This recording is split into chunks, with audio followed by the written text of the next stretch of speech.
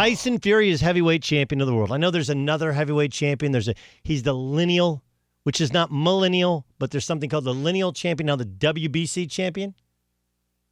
But for what it's worth, considering how many people watched that fight, the way in which he dominated the fight, the importance of the moment, even if we overemphasize the importance of the moment, the fact is that if you said, who's the heavyweight champion of the world, for the first time in maybe the last decade, people know who it is. It's Tyson Fury. Now, there's a lot to him, which makes him really interesting and, frankly, really fun. You know, coming into crazy, which is seems a little bit of the tip of the cap to his own mental health issues, and Patsy Cline with a crown being carried in, then winning and singing was it American Pie on the way out? The whole story is remarkable. The whole story is incredible. Maybe I feel extra joy in it because I predicted it all week long on TV and radio. Boxer beats puncher.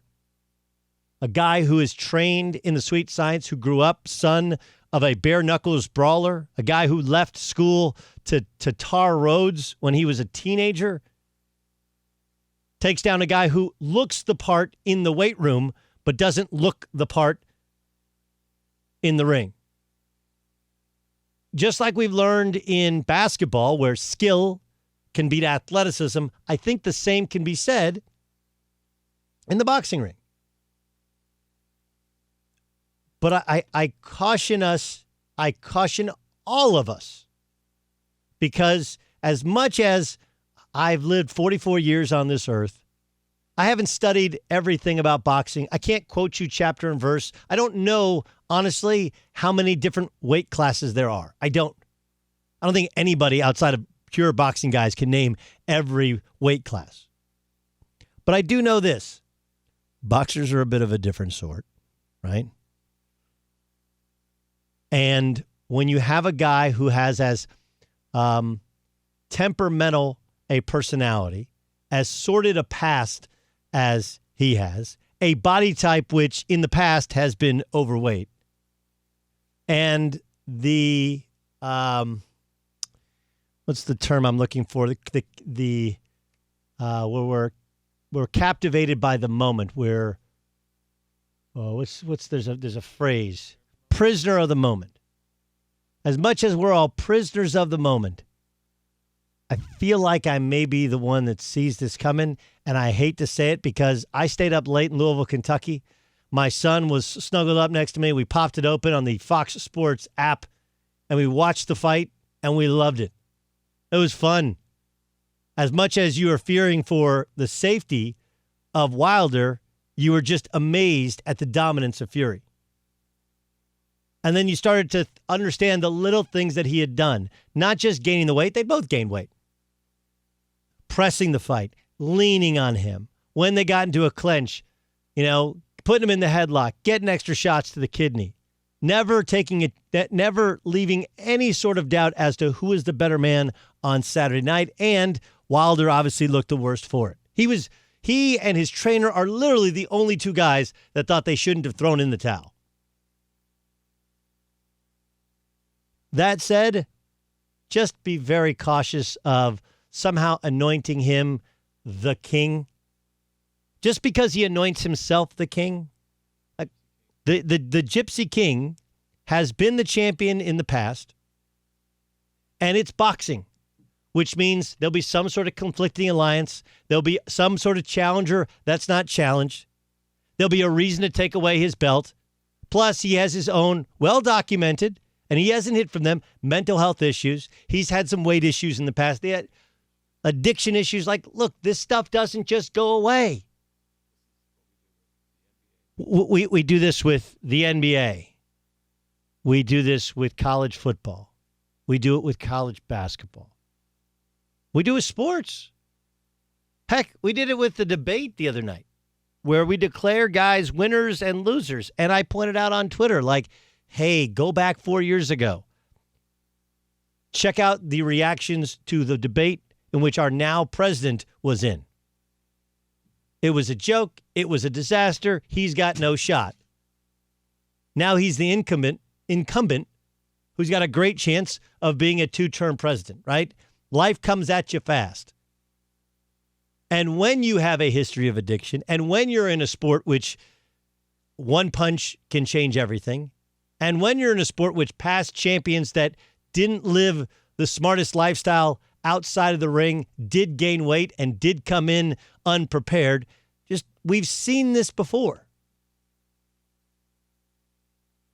This doesn't take away my joy in watching Saturday night, where a guy didn't just win because he was better, his strategy was better.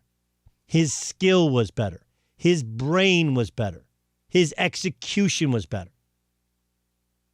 But before we anoint the Gypsy King the overall king and say he's going to save boxing, just remember, Mike Tyson, before he went to jail, lost to Buster Douglas in Japan. Like, it happens. And you're like, well, that couldn't happen to this guy. Why couldn't it? Why couldn't it? Things happen in your life, and when emotionally you're not stable, can you handle it? And while we always look for something bad to happen, Cus D'Amato dies, and of course, Mike Tyson goes off the deep end, sometimes it's something good, like winning the biggest heavyweight fight in the last 15 years. So I'm not telling you today to not enjoy Saturday night, not understand Saturday night, take pieces of the strategy, the execution, how we can translate it across sports from Saturday night to the rest of sports. Of course you can. But trace the modern history of boxing, and it will tell you that these dudes are boxers, one, some because they're brought up to be boxers, but two, because, they're fighters in life, which means they're up, they're down, they're up, they're down. And if you're down on a Saturday night in Las Vegas or wherever the next fight is, all it takes is one punch. All it takes is a bad strategy. All it takes is somebody who is the wrong matchup.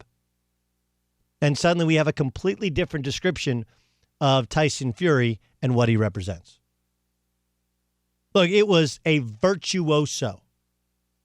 His hands appeared heavier than a guy who we thought had the biggest had the heaviest hand in boxing. His strategy was incredibly sound. He took the fight to Wilder. I don't know if he busted his eardrum. I still haven't heard anything about that. But he's bleeding out his ear. It looked like he had a broken jaw. I mean, he was a complete and utter mess. He had no legs. He was wobbly, third round on, and it was just a matter of when, not if, they were going to stop that thing. But just because you're better on one night does not mean you're better. And just because you're better than one fighter does not mean you're going to continually be better than the guy who you lace him up against. That's sports. Anyway, I enjoyed it. Do you guys, music, you did not buy the fight. What about you, John? Did you buy the fight? Have you watched the fight? I did. I enjoyed every minute of it. That was awesome. It was a very good fight. I mean, look, the entrances were incredible. Incredible.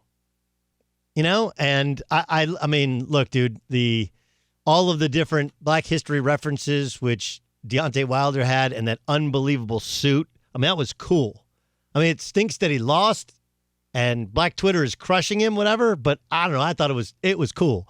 I don't know what he did in preparation. It felt like, he didn't improve his boxing skills since the first time they went around, and he's going against a legit boxer who outboxed him. But I thought the entrances was cool. I thought singing was amazing. The fact that these guys are just giants, 6'7", 6'9", I thought that helped it. It's hard sometimes to feel how powerful some of these fighters are when they're, 5'6", 5'7", little guys that are better pure boxers and have unbelievable speed, but you'd see two giants exchanging punches, and there's something about it that resonates, right? There's something almost ancient Roman, ancient Greece that it looks like. But it was a thoroughly enjoyable purchase for me, even if it felt like it was decided by the second round on. Fury won every round on all three judges' cards. That's amazing. Including, I think only one had it like a tie when he had a point taken away. This was Colin Cowherd on what led to Tyson Fury's win over the weekend. One of the things I liked about Tyson Fury before the fight, during our interview, he doesn't have a problem leaning in to who he is. He sings. He's dramatic. He'll tell you about his backstory. He dealt with depression, considered suicide. And this fight, he decided to lean into him. He had boxers or trainers that wanted him to cut weight, fight at 260. Said, nah, I'm big. I'm 6'9". I'm going to go back up to over 270 pounds. I'm going to step right into the ring and go after Deontay Wilder. Why am I dancing? I'm the bigger man. He put weight on, 16 pounds heavier than the first fight. He leaned into himself. Listen, Lamar Jackson can throw from the pocket, but what makes Lamar Jackson special, he's the fastest quarterback of my life. Lean into it. Interesting. Yeah, look, I think that the game plan was a smart one. It was a really, really smart one. And it was pretty obvious early on exactly what his thoughts were. And he felt like he needed probably that weight because, you know, any boxer would say that weight helps you hurt somebody when you hit them. The question becomes conditioning later on in the fight. And it didn't really matter because he had hurt Wilder so badly that they couldn't get past the seventh round. You know, if you're Wilder, who also gained weight, by the way, for the fight, had Wilder simply moved, you see, you know the night before that the guy's at 273 pounds, maybe then you come up with the idea, well, I need to move this guy. I need to be in better physical condition and continue to move so that in rounds 10 through 12, now he's exhausted, then I can win. But there's a couple parts to it. Wilder doesn't have the experience. He's not a true boxer. He was an athlete who became a boxer, not an athletic boxer.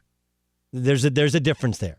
Right? Like Floyd Mayweather's a great athlete. Floyd Mayweather's dad was a fighter. Like he grew up as a fighter. That's all he was ever going to be. He just happened to be really, really athletic.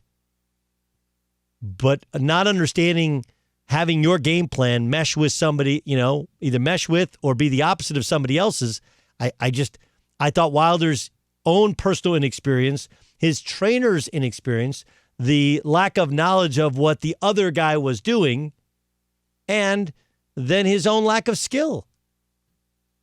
You had to know that in a second fight, one in which you had to feel kind of fortunate to knock Fury down. That's what happened. The first fight, he knocked Fury down and almost knocked him out in the 12th round. That was the only thing that saved him and made it a draw. Otherwise, Fury wins the fight, and there might not be a rematch. As to the question, will there be a rematch? My guess is probably. It's too much money. It's too much money. There's this report from The Athletic from Lance Pugmire, senior boxing writer for The Athletic. Full story coming to The Athletic. Deontay Wilder tells me he is definitely exercising a rematch clause for a summer trilogy against Tyson Fury, that his legs were weakened by his 45-pound costume he wore in the ring to honor Black History Month.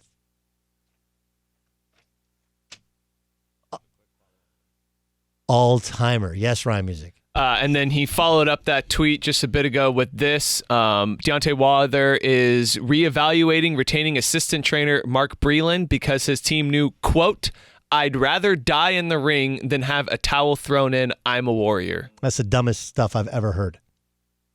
But you got to be a little loony and a little dumb to be a boxer, right? Mark Breland trying to save his fighter from imminent demise. This whole I'd go out my shield thing, which, by the way, is a completely new and made-up deal. You've never heard another boxer in championship fights say that historically for my lifetime. I'm not saying I'm a boxing guy, but that's a new statement. That's a new phrase, way of putting it. But like, dude, you were in the corner and you were barely fighting back. Your punches didn't hurt anybody.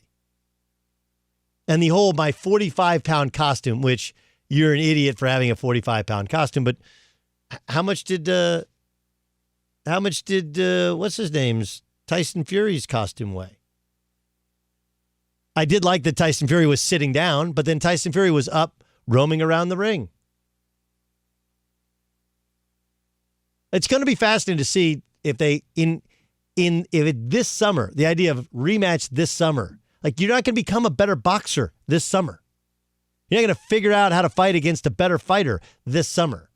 Like you want to tell me I'll do it in a year? Fine. I'm blaming my trainer for throwing in the towel, and I'm blaming the costume for being too heavy. Got it. Hey, what up? Doug Gottlieb here. Make sure you subscribe to our YouTube channel here at Fox Sports Radio. You can catch my show, all the shows on Fox Sports Radio, unique interviews, strong takes, just interesting discussion on the sports topic of the day, of the week, of the month. It's all encompassing. It's everything you need right here on YouTube. Subscribe.